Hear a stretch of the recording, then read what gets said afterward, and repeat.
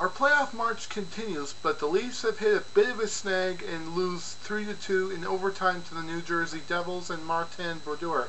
Now, I feel that we were robbed of an extra point because when the New Jersey scored their first goal, it looked like Jeff Finger was pushed by New Jersey over top of Vesatoskla and into the side of the net, knocking the net off the Mornings. Now, I know the rule states that if the defending team knocks the net off the Mornings intentionally, the team that's currently on the attack is awarded a goal, but it looks to me like the attacking team pushed him over top of Vesatoskla and into the side of the net, knocking the net off the Mornings.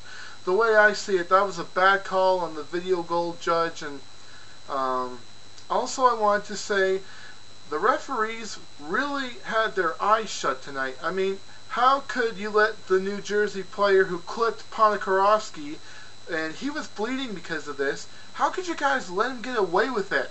I mean, those are supposed to be 4-minute penalties, and you let them get away with it. But the Leafs do score twice, and John Mitchell scored 2 goals, or only 2 goals, on Martin Brodeur. Keep in mind, John Mitchell is a rookie, and Martin Brodeur is like the best goalie in the entire NHL. And I know I keep saying to some people that Vesatoskala is the Martin Brodeur of Eastern Europe, and the way he's played tonight, that is why I say that kind of things. But in any case, the Leafs lose 3-2 in overtime.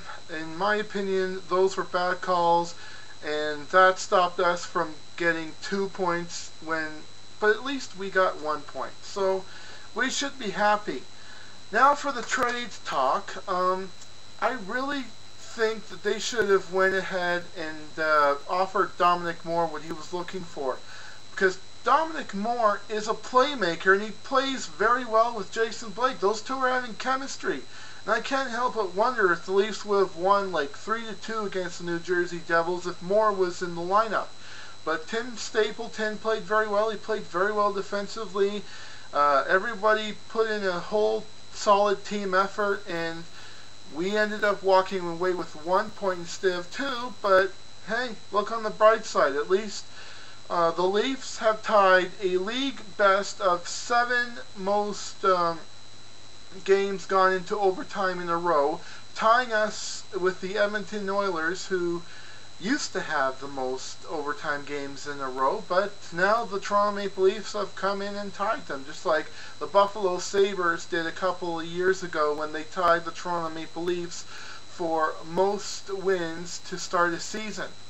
But also for the trade talks, I knew that Antropov was going to get traded, but it really makes me feel down that Dominic Moore is being considered traded, and that Burke has no intention of re-signing him, and that all negotiations for a new contract have ceased.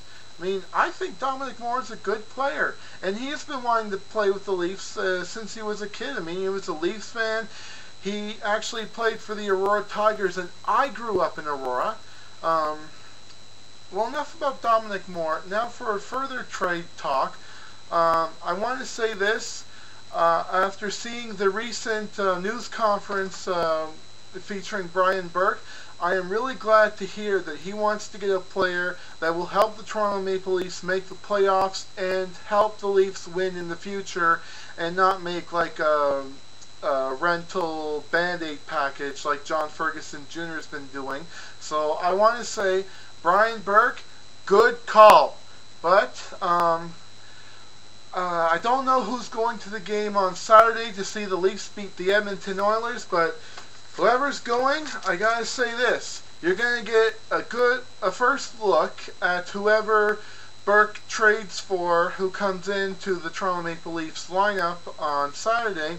And I can tell you guys, I'm gonna be one of those people who gets to see him up front. By the way, how does that Meet Me at the Air Canada Centre segment go? Because I'm hoping to meet Monica there.